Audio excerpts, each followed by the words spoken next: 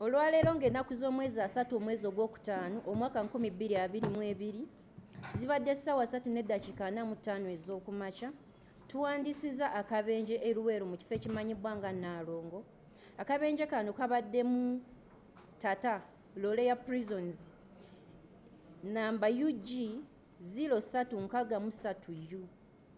Loole eno ebadde eva Kampala ng'edda oludda lwa ggulu, ebadde esitudde abasibe 54 n'abasirikale ba prison 12.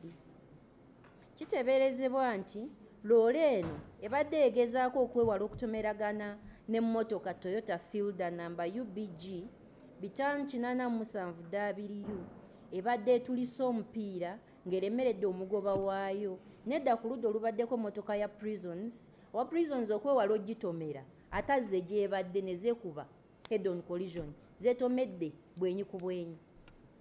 Loole ya prison ne yeefuula netta abasibe 5 n'ekosa abalala. Abakosebbwa batwalibbwa e Kasana mu ddwaliro okufuna obujjanjabi, n'abafudde 5 emirambo gyabwe gitwalibbwa e Kasana mu mochari.